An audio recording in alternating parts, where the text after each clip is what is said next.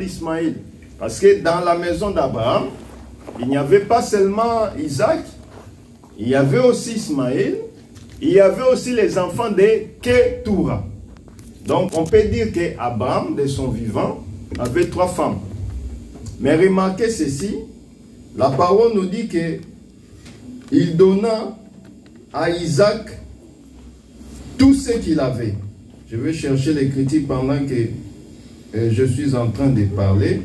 Donc Dieu donna à Abraham, Abraham donna à son fils Isaac tous ses biens. Alors, les biens qu'il donna, mais à ses autres enfants, il ne donna pas la totalité, mais il donna les dons. Est-ce que je me fais comprendre? Tu as plusieurs enfants, mais ton enfant, Isaac, tu lui donnes tout ce que tu as, la plénitude. Mais comme tu as d'autres enfants, tu ne peux pas leur laisser main vide, tu leur donnes des présents, des cadeaux. Mais la totalité de tes biens se retrouve auprès de qui? Isaac. C'est pourquoi nous avons vu cette chose se faire avec réellement notre papa Abraham. Je vais chercher vite l'écriture. Genèse 25. Ouais, tu peux les lire si tu as pris.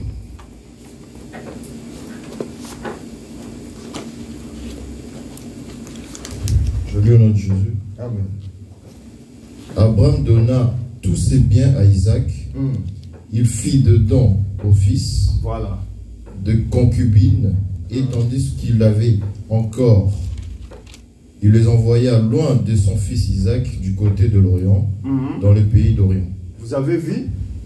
On les a envoyés loin. Mais on donna à Isaac la totalité. Or, nous avons dit, Isaac préfigure la personne de Jésus-Christ. Lui qui est le fils unique. Comme Abraham avait un fils unique, mais qui avait beaucoup d'enfants, mais il n'avait qu'un fils unique, qui est la personne d'Isaac. Jésus-Christ aussi, c'est le fils unique de Dieu. Est-ce que je me fais comprendre? Et Dieu a donné la totalité, la plénitude en Jésus-Christ. C'est pourquoi le livre d'Éphésiens dit qu'en lui, il y a la plénitude. Vous voyez la chose? Donc, Jésus-Christ qui est le véritable Isaac, lui qui a la plénitude. Oh, quiconque a Jésus-Christ, il a aussi la plénitude de Jésus-Christ. Or, la parole me dit ceci que il a demandé à ses disciples d'aller se renfermer dans une chambre haute, d'attendre que le Saint-Esprit descende. Acte 2, ils sont allés dans la chambre haute, ils priaient, et le Saint-Esprit est descendu sur eux comme des langues de feu. Ils ont commencé à parler en langue. C'est pourquoi nous avons dit qu'il y a les dons de parler en langue et les dons d'interprétation des langues. En totalité, quand vous avez lu le livre de 1 Corinthiens 12 que nous avons vu, il y a au total 9 dons. Mais nous avons dit, en réalité, ça c'est ce que nous voyons.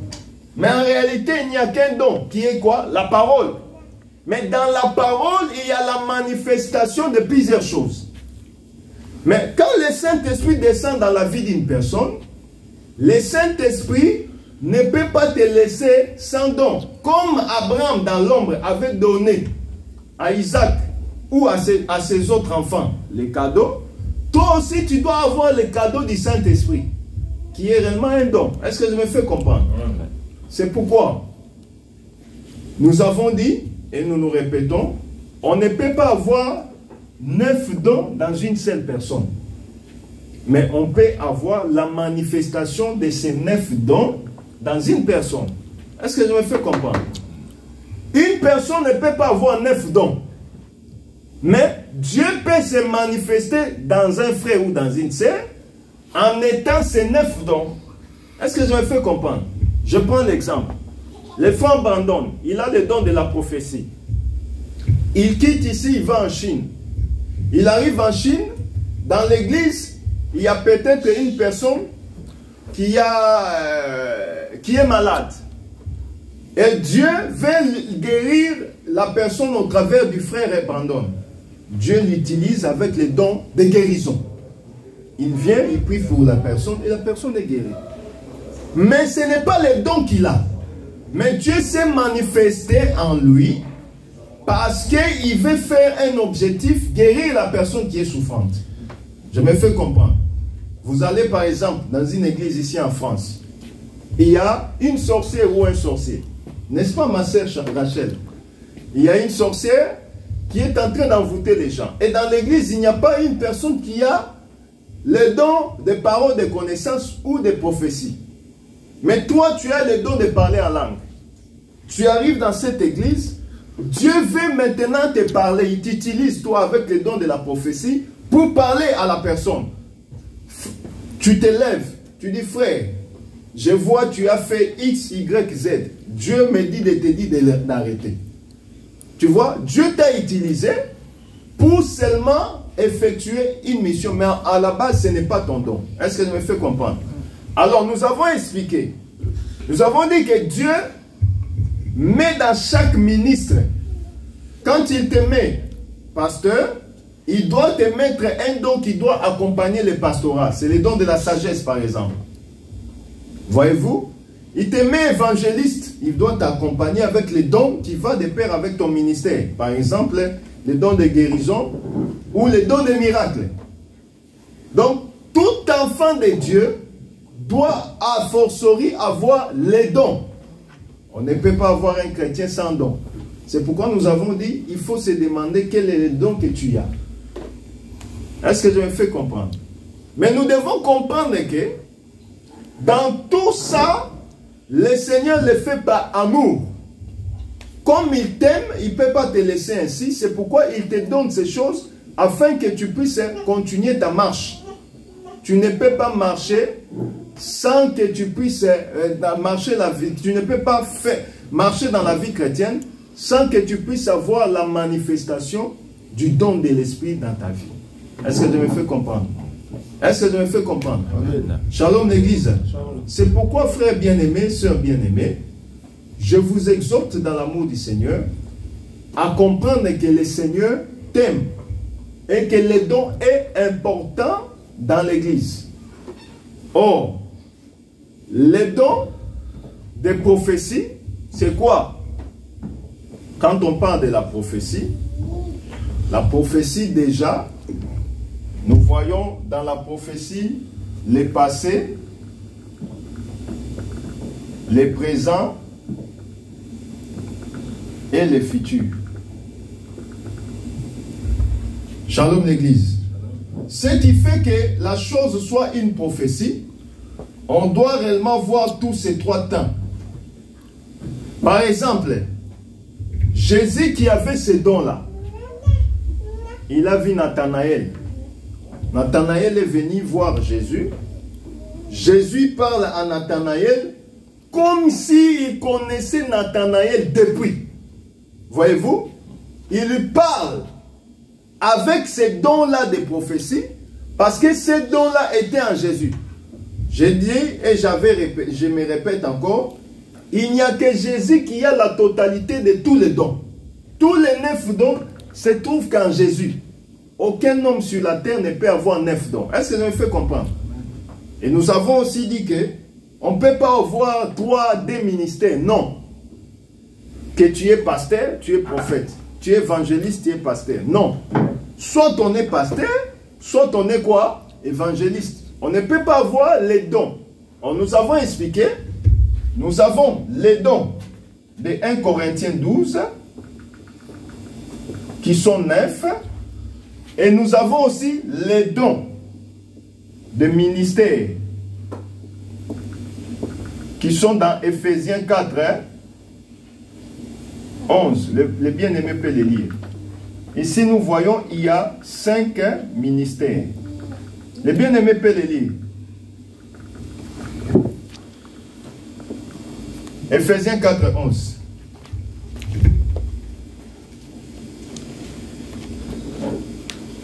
Gloire à Jésus.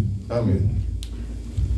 Et il a donné les uns comme apôtres, les autres comme prophètes, les autres comme évangélistes, les autres comme pasteurs et docteurs. Voyez-vous, la parole nous dit qu'il a donné aux uns comme. Remarquez bien qu'on dit comme. Voyez les Français, non? Même dans les Français, on comprend déjà comme. Comme veut dire quoi? Dans un autre français, qu'est-ce qu'on peut dire, frère Brandon? Autrement. Ils sont autrement. Ils sont, comment dirais-je, à peu près. Semblable, voilà. Donc, en parlant de comme, c'est qu'il y a l'original. Je vois le frère Achille comme il est assis là. Tout à l'heure, il m'a dit, ah, j'ai vu quelqu'un en train de passer comme toi pasteur. Est-ce que c'est toi? J'ai dit non, moi je suis dans la salle. Mais la personne qui passait était comme moi. Mais ce n'est pas moi. Il a bien dit comme.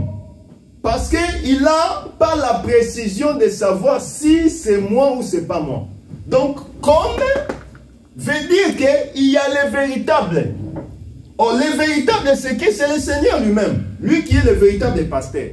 Mais celui qui vient aussi faire le pastorat, il n'est pas pasteur, il est comme pasteur. Est-ce que je me fais comprendre? Shalom l'église. Moi comme je vous prêche là, je ne suis pas pasteur. Je suis comme pasteur. Parce que le véritable pasteur, c'est Jésus-Christ. Un évangéliste n'est pas évangéliste. Il fait les services, les dons. Il a les dons de l'évangéliste. Parce que le véritable évangéliste, c'est Jésus-Christ. Amen. Un homme est prophète comme prophète parce que le véritable prophète, c'est Jésus-Christ. Il est écrit, heureux, celui qui médite et qui met en pratique les paroles de cette prophétie. Apocalypse 1, verset 3 ou 2. Donc, cela veut simplement dire que la prophétie par excellence, c'est la parole. Et celui qui parle de cette prophétie, c'est lui-même le prophète. Christ, c'est le prophète. Mais nous sommes comme des prophètes. Voyez-vous? Donc, vous allez comprendre que nous avons les 9 dons, selon 1 Corinthiens 12. Nous avons aussi les dons des ministères, selon Ephésiens 4, 11. Et les comme, ce sont les hommes que l'Éternel a établis pour faire ce que lui ne peut pas faire directement.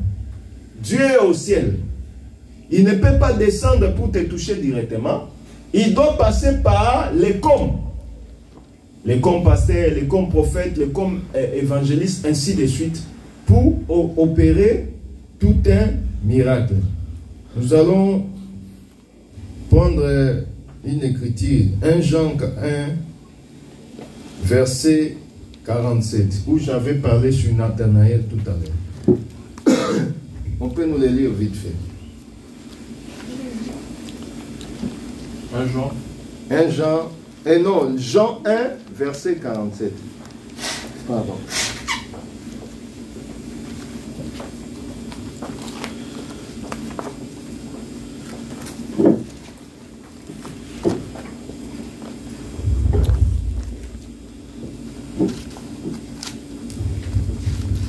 Je lis au nom de Jésus.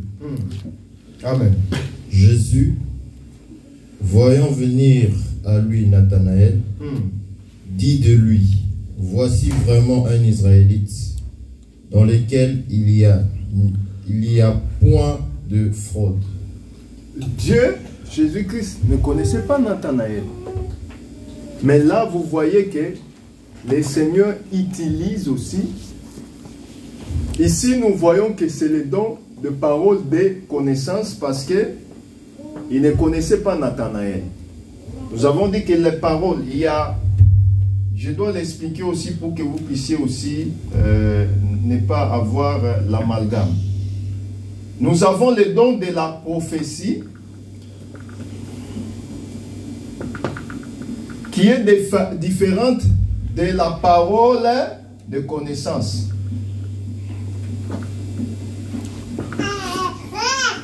Vous voyez?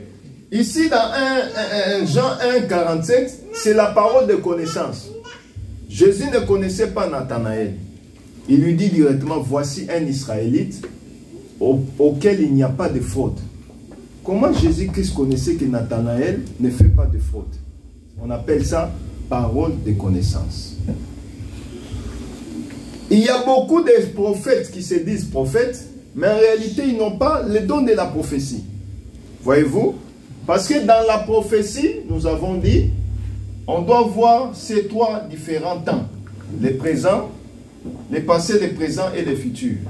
Mais dans la parole de connaissance, on peut juste avoir le présent et voir le futur.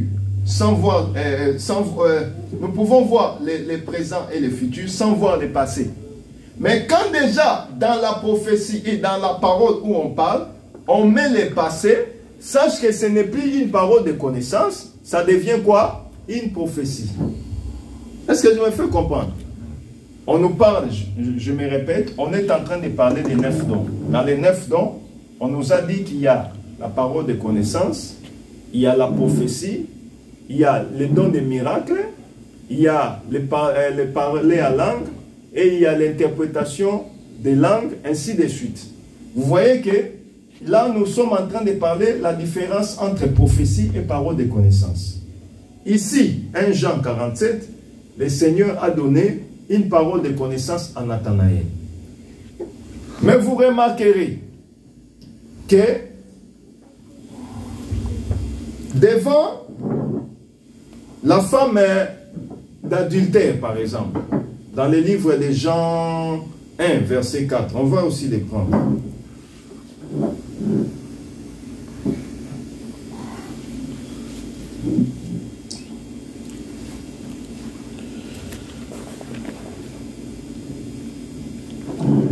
Jean 4, verset, commence par le verset 5. Il arriva dans une ville, commence par là.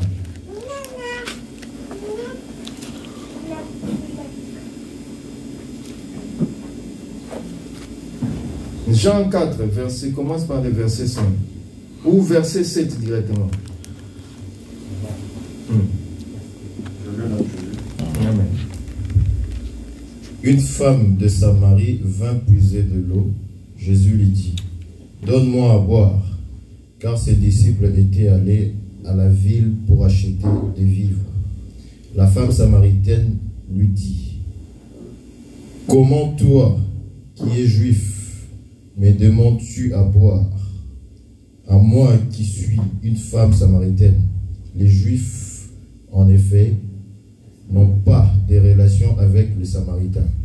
Jésus lui répondit, si tu connaissais le don de Dieu et qui est celui qui te dit, donne-moi à boire, tu lui aurais toi-même demandé à boire et il t'aurait donné de l'eau vive.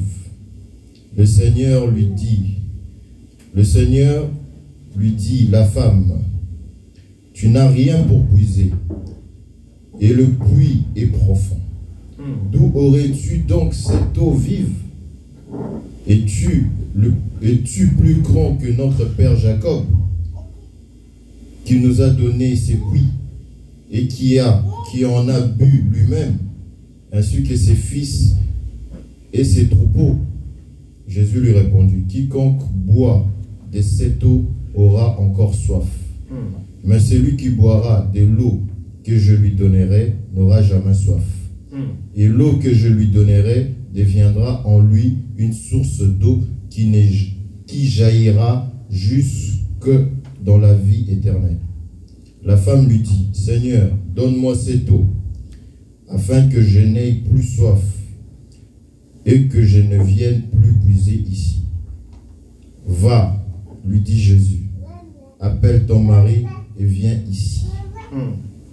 La femme répondit, je n'ai point de mari. Jésus lui dit, tu as eu raison de dire, je n'ai point de mari, car tu as eu 5 maris, et celui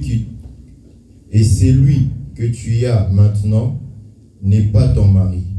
En cela tu as dit vrai. Seigneur, lui dit la femme, je vois que tu es prophète. Verset 20. On se limite là. Remarquez que Jésus ne connaissait pas son mari. Voyez-vous? Mais il lui a dit, tu as eu 5 maris. Et ce que tu as aussi maintenant n'est pas ton mari. Voyez-vous? Donc Jésus-Christ a utilisé les passés parce que la femme avait déjà 5 maris. Voyez-vous? Et maintenant, elle a les maris. Ce n'est pas aussi... Il a un monsieur, mais ce n'est pas son mari. Et la femme, en voyant ces choses, elle confirme que tu es prophète. Pourquoi? Parce que la personne, Jésus-Christ, a vu ce qu'il ne connaissait, ce qu'elle-même connaissait. Nous avons dit que la prophétie et la parole de connaissance se différencient par rapport au temps. Ici, il y a 2 temps, là-bas, il y a 3 temps. Donc, quand quelqu'un te donne une parole de connaissance, tu peux être comme ça, le Seigneur te dit, va, fais X, Y, Z. C'est une parole de connaissance. Parce que ça n'a pas englobé les passés, les présents, ça t'a directement parlé du futur. Voyez-vous? Donc c'est un peu ça la différence. Est-ce que par là il y a une question ou pas? Question par rapport à ces points-là, pour que nous puissions passer. Question? Il n'y a pas de question. Alors nous passons. La parole nous parle aussi des dons de parler en langue et du don de l'interprétation des langues. Je pense que ça, nous avons humblement défilé sur cela. Nous avons dit que les parler en langue, c'est différent de l'interprétation des langues.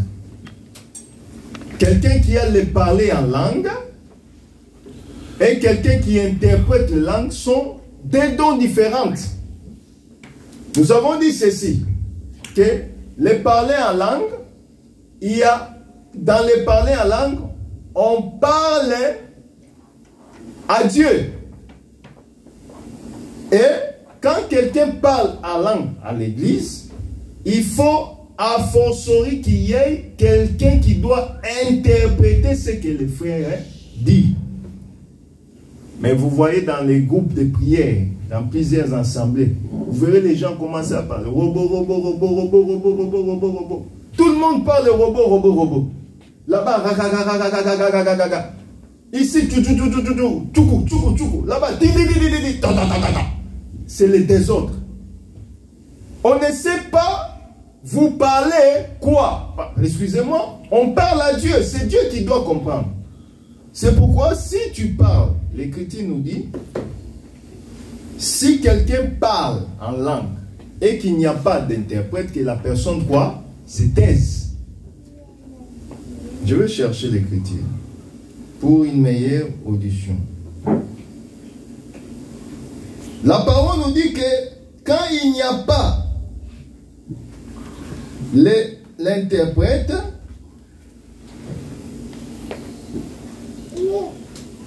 que la personne se taise. Donc que la personne garde silence. Donc tu ne peux pas parler en langue quand tu pries pour Dieu, pour que nous puissions... Nous ne comprenons pas, mais pourquoi tu continues? Parce que tu ne nous parles pas à nous. Est-ce que je me fais comprendre? Tu parles à Dieu. Alors si...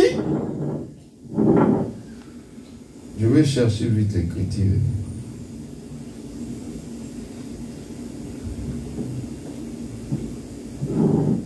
Vous remarquerez ceci. Je vais prendre d'abord Acte. Prends-nous Acte 2, verset 4.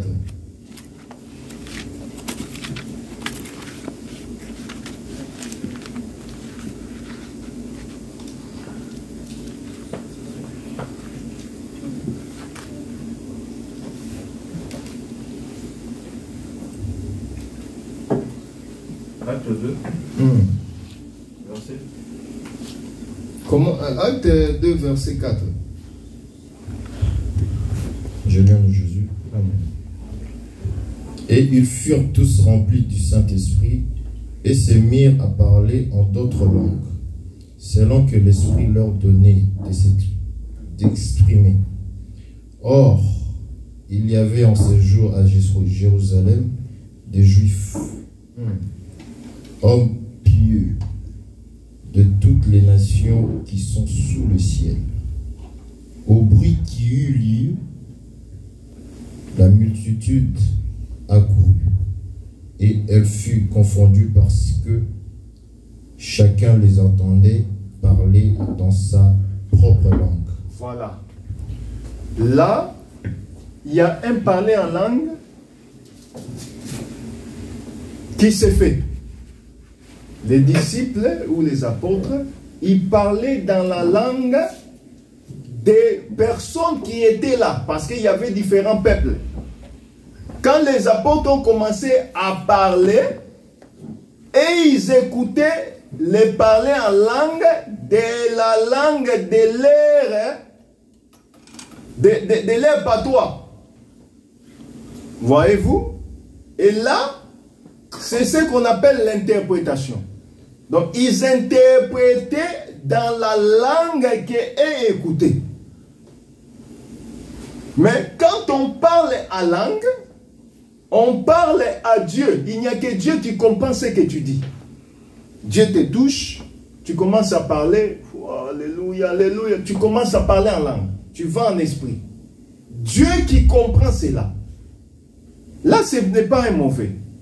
Mais maintenant, quand on est par exemple à l'église, quand maintenant l'esprit te touche ainsi, la parole nous dit que tu te taises. Oui. Je lis le verset 1 Corinthiens 14, 28. Oui, lis-le s'il te plaît. Aujourd'hui, tu es fort en versets. Hein? C'est bien comme ça. Tu commences à méditer trop de versets. C'est bien. S'il n'y a point d'interprète, qu'on se taise dans l'église. Voilà. Et qu'on parle à soi-même et à Dieu. Ah, qu'on parle à soi-même et à... Qu'on parle à soi-même et à qui? À Dieu. Donc, tu ne peux pas faire ce que les églises évangéliques font là. Il y a la vidéo que j'avais mis en groupe là. Une sœur journaliste qui vient avec le micro, elle dit, parle la langue, parle la langue. Et là maintenant, les frères en question, ils commencent à parler directement en langue. Et puis la langue qu'ils parlent, tu comprends, et ça c'est les aventures. Et regardez, les gens aujourd'hui sont devenus incrédules parce que les chrétiens ne respectent même pas ce qui est saint. Voyez-vous? Aujourd'hui, les gens ne respectent pas la parole parce que nous-mêmes qui sommes dans la parole, nous ne respectons pas la parole de Dieu. Si tu veux, il y a une expression qui dit, si tu veux qu'on te respecte, respecte-toi toi-même. Oh, respecter soi-même, c'est respecter même ce qui est saint. Comment tu ne peux pas respecter Dieu, mais tu respectes ton patron au boulot, par exemple? Ça n'a pas de sens. On doit d'abord respecter Dieu parce que c'est lui qui est notre créateur. Il est capable de t'enlever le souffle, il est capable de te donner le souffle. On doit d'abord respecter Dieu, pas seulement obéir à sa parole. Et les gens parlent la langue, et elle met le micro. Elle va chez une autre personne. C'est les aventures. On parle à Dieu. Si on n'a pas d'interprète, l'Écriture nous dit qu'on se taise. Parle, puis toi-même. Tu parles la langue, mais tu les parles intérieurement. Tu peux parler comme j'entends là, il parle karachik à karachik. Tu parles karachik intérieurement, non? Toi-même comme ça. Les gens te voient prier, mais tu parles la langue intérieurement parce qu'il n'y a pas d'interprète. Voyez-vous? Mais quand il y a l'interprète, tu peux parler et la personne peut interpréter directement pour les bénéfices de l'Église. On va prendre encore une autre écriture. 1 Corinthiens 12, verset 30. Tu peux les lire vite fait. Je vais bientôt citer 1 Corinthiens 12, verset 30. Je vais lire dans Jésus. Tous ont-ils les dons des miracles? Tous ont-ils le don de guérison? Tous parlent-ils en langue? Tous interprètent-ils? Voilà, ça c'est par rapport à ce que les frères Bémi avaient posé l'autre fois. C'est pourquoi j'avais dit que on ne peut pas tous parler en langue, on ne peut pas tous avoir les dons de guérison. Là déjà, l'Écriture le dit. Tous ne peuvent pas avoir les dons de la guérison. Tous ne peuvent pas avoir le don d'interpréter la langue, les langues. Tous ne peuvent pas parler en langue. Mais Dieu donne à chacun selon ce qu'il veut. On va aussi prendre 1 Corinthiens 14, verset 19.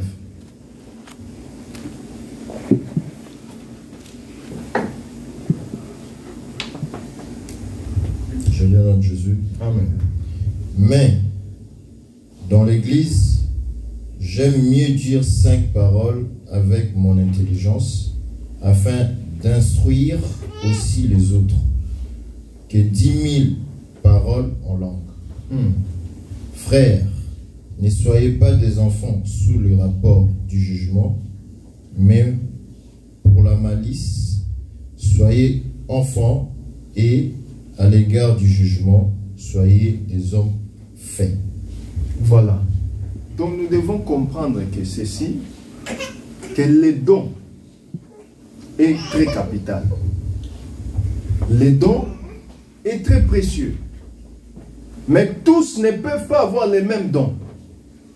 Et Dieu a donné à chacun un don particulier pour que cela puisse travailler dans l'église locale. J'avais dit et je répète encore, on n'a pas les propres dons pour dire que ça c'est mon don. Non, non, non, non, ce n'est pas ton don, c'est le don de Dieu, le don du Saint-Esprit que Dieu t'a mis en toi pour le service de l'église. Quelqu'un pour faire quelque chose, on les supplie. Comme aujourd'hui, il y a des prophètes pour les voir, il faut d'abord payer l'audience prophétique. Non.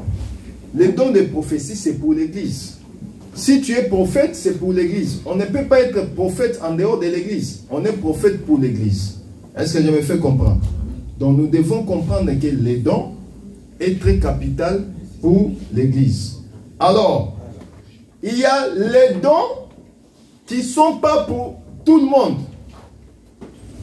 Est-ce que je me fais comprendre? C'est-à-dire, certains dons ne sont pas seulement pour les frères et sœurs. Ce sont des dons qu'on a mis directement pour accompagner les ministères. J'ai dit ça tout à l'heure.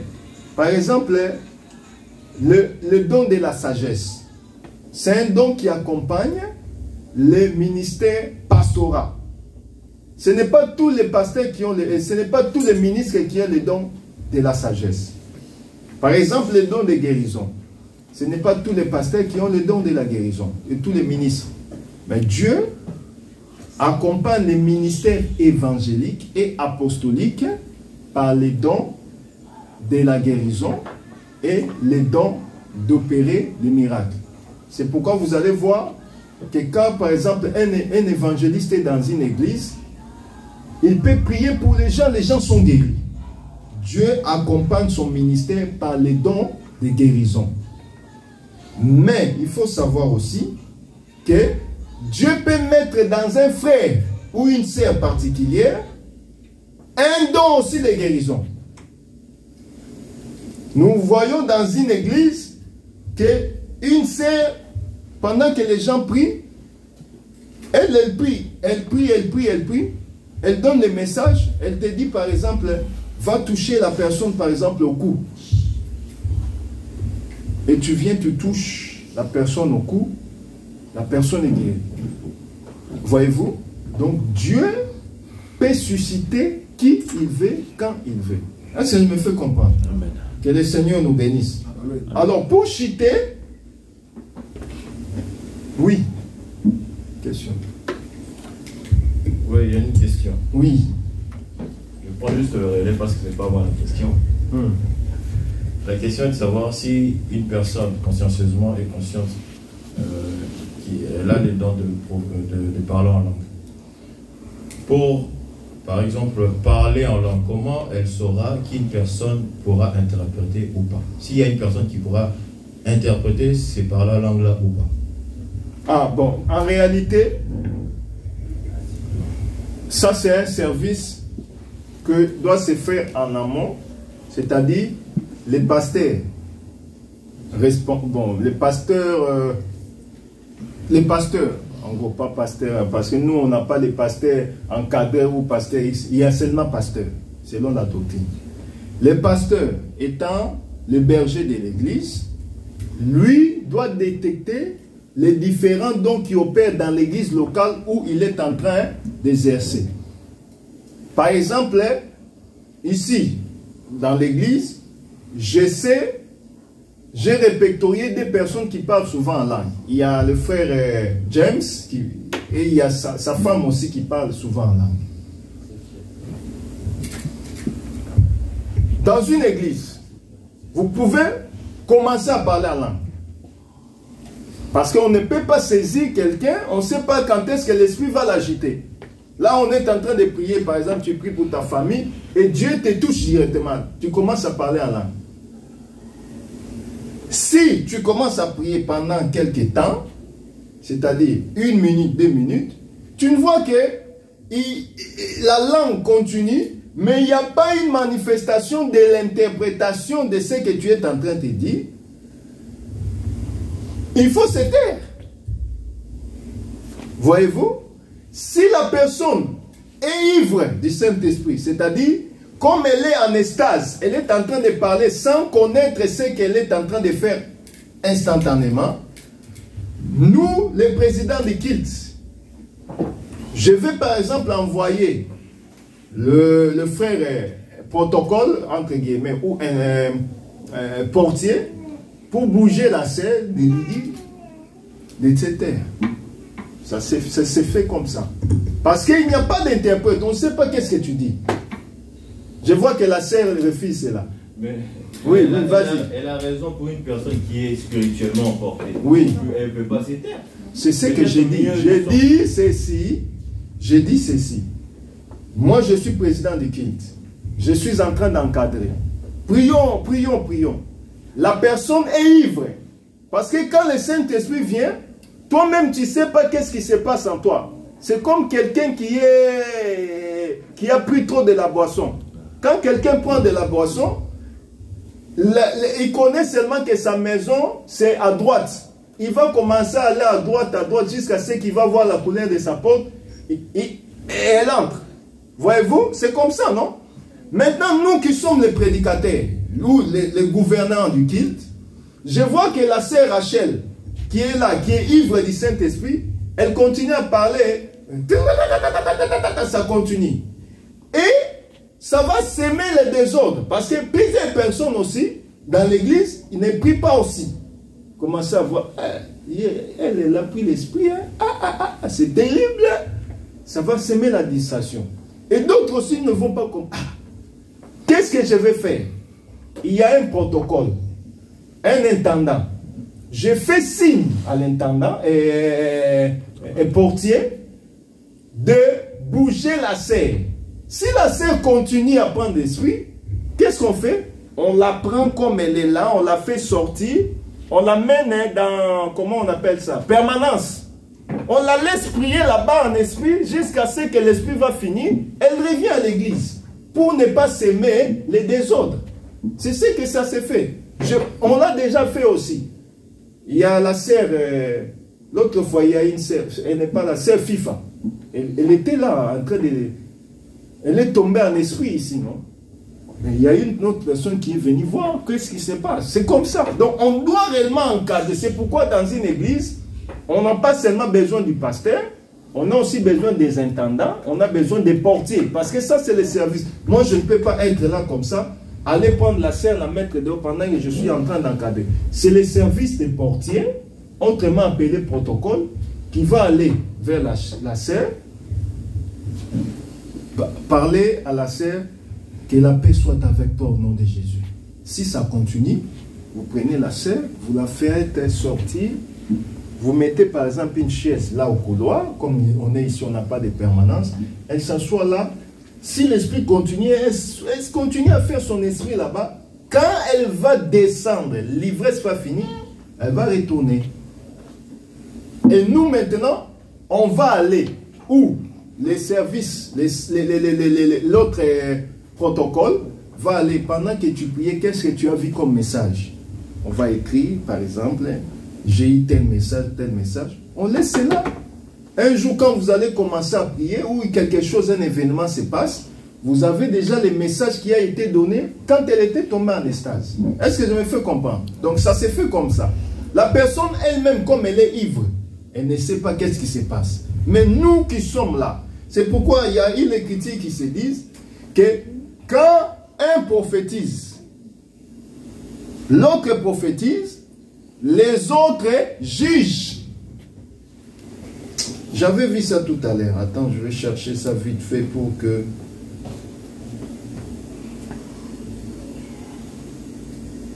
J'avais vu ça tout à l'heure. Attendez, je vais prendre ça. Donnez-moi juste 2 secondes. Où on nous parle que les autres jugent.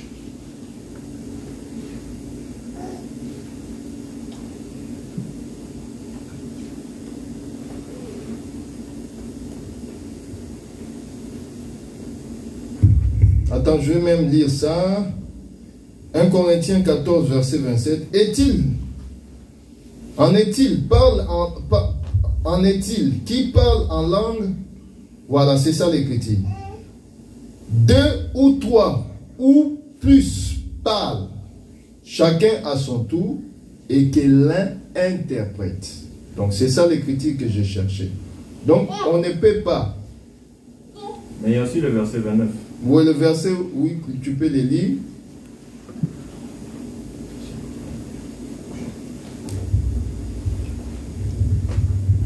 Je lis en nom de Jésus. Amen. Quant à ceux qui prophétisent, que 2 ou 3 prennent la parole et que les autres jugent ce qu'ils disent. Voilà. Donc, quand la sœur est animée par l'esprit, ce n'est pas tout le monde qui sera animé. Nous, on doit aussi savoir si c'est un vrai don ou c'est un faux don. Parce que le diable aussi opère.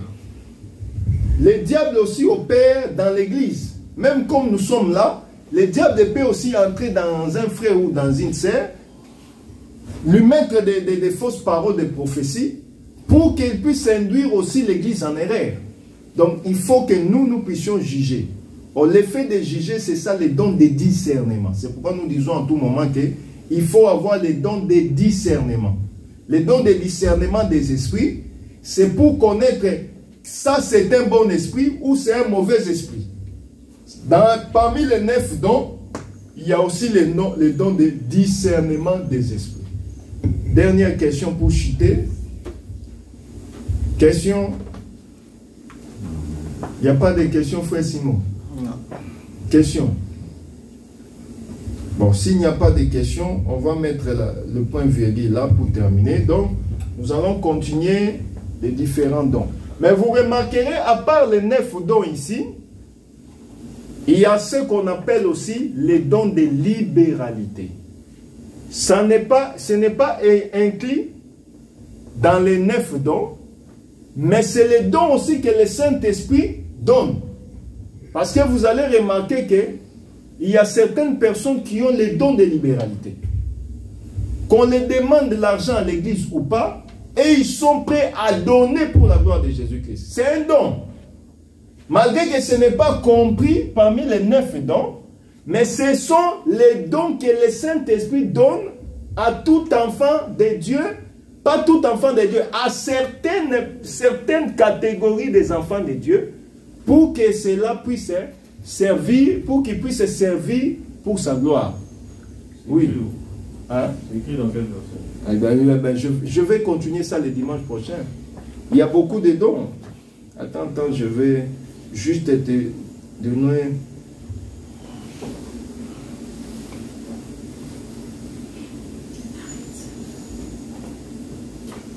Shalom l'église. Shalom.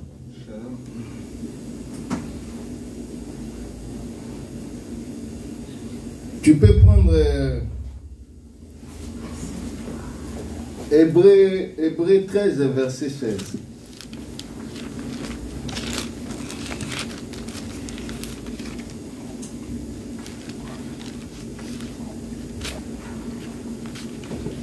Verset 16. Ouais, lis le verset 16, s'il te plaît. Je lis en nom de Jésus.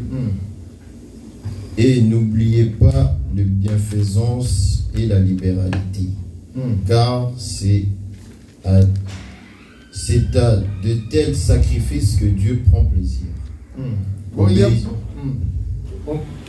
on peut juste prendre ça, ou on peut aussi prendre le livre des Thessaloniciens 3, verset 13.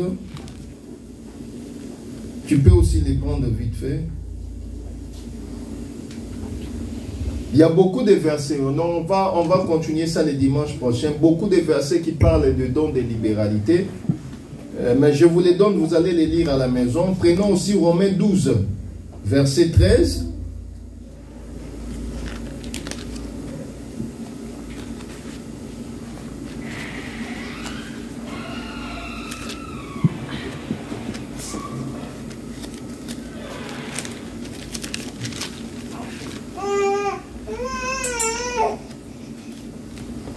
Vous avez pris ça? Donc, Romains 12, verset 13. On peut aussi prendre... Il y a beaucoup de versets qui parlent de la libéralité, qu'on aura le temps de défiler cela le dimanche prochain. Même 1 Timothée, verset 6, chapitre 6, verset 18. Recommande-leur de faire du bien, d'être riche en bonne œuvre, d'avoir la libéralité et la générosité. Quand Dieu touche quelqu'un, il lui donne aussi ce que lui a. Mais vous remarquerez que parmi plusieurs personnes, pas la majorité, c'est-à-dire ce n'est pas tout chrétien qui a les dons de la libéralité. Mais dans une catégorie, dans une spécialité, Dieu donne à certaines personnes la capacité d'avoir ces dons-là de libéralité. C'est pourquoi vous voyez même Jésus, il y avait des femmes qui étaient réellement des personnes très élevées sur la classe sociale. Elles étaient là pour soutenir le ministère de Jésus-Christ. Nous en parlerons le dimanche prochain pour la gloire de Jésus-Christ, pour un peu voir un peu ces choses pour la gloire de Jésus-Christ. Et ces dons-là ne se retrouvent pas parmi les 9 dons, mais c'est un don que Dieu donne spécialement à une personne qui l'a fait grâce. Nous allons courber nos têtes, on va prier. Remercie le Seigneur pour sa grâce, pour son amour, pour tout ce qu'il a fait et continue à faire dans ta vie. Et bénis encore la semaine, nous prions au nom du Seigneur Jésus-Christ. Béni soit ton nom, Seigneur. Que ta grâce accompagne tout un chacun. Que mon frère, ma soeur soient bénis. Que mon frère, ma soeur, soient ivres de ta parole. Que nous puissions mettre cela en pratique pour l'avancement de ton œuvre. Au nom de Jésus. Que leur semaine soit bénie et que tout ce que nous ferons soit tout un succès en tout et pour tout. Au nom de Jésus, au nom du Seigneur Jésus-Christ, nous avons ainsi prié. Amen. Amen. Nous sommes presque à la fin. Nous allons